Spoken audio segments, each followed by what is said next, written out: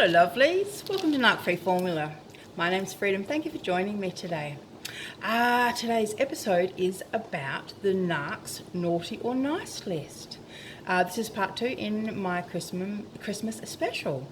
So I was having a conversation with one of my consulting clients the other day about her situation with the narcissist, and I was talking to her about how the narc views reality, and one of the tactics that they use to ensure that they are never in the wrong, are always in the right, and are always perceived to be winning in the relationship.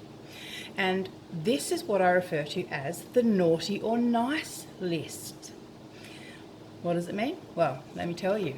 So essentially what the narc does in their mind, and weirdly enough sometimes even on paper, they will be tallying up a list of all of your bad behaviour. So all of your naughty behaviour, they have a list for it.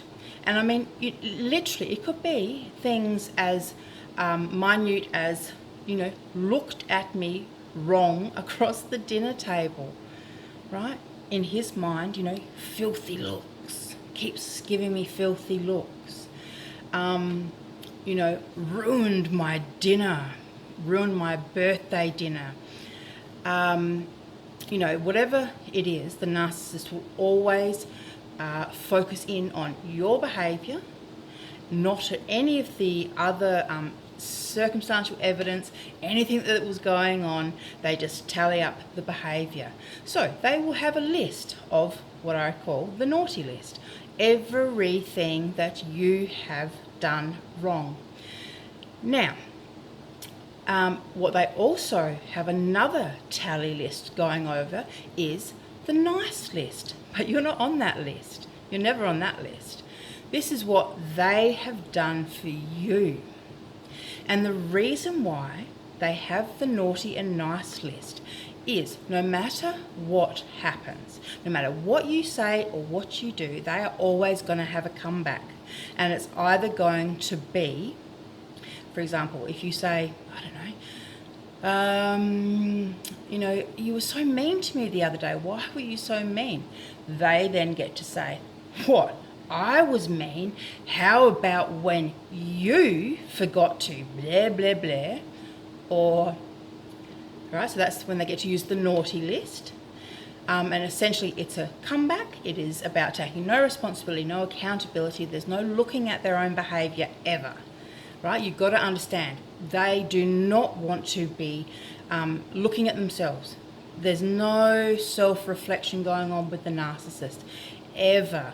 All they want to do is project it back onto you.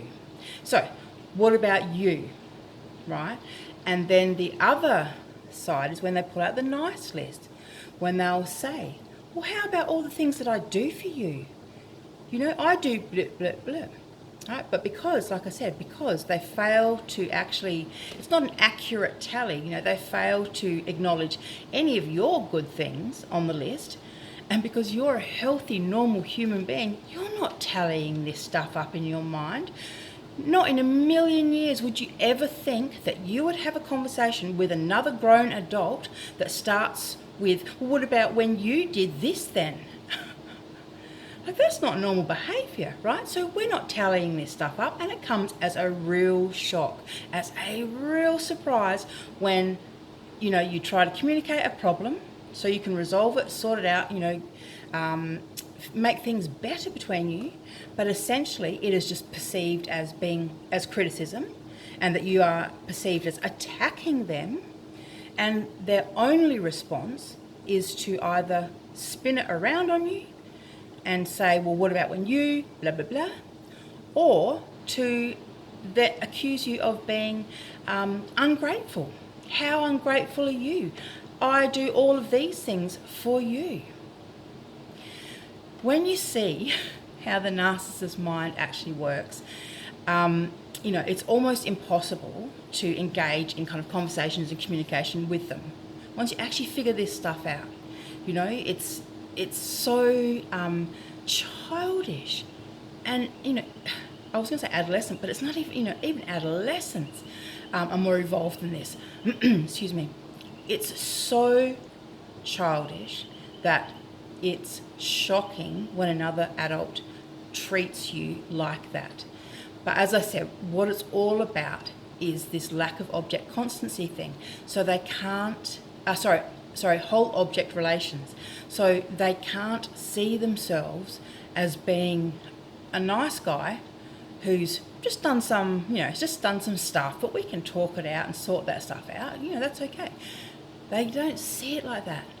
What happens is they're either all good or all bad. So when you are telling them anything about their behaviour and they see it as you criticising their behaviour, they either have to take it on board, and then what would happen is they would spiral into this kind of pit of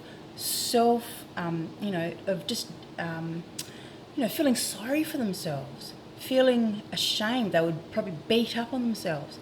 They would probably lose all self-esteem, and so they can't let that happen.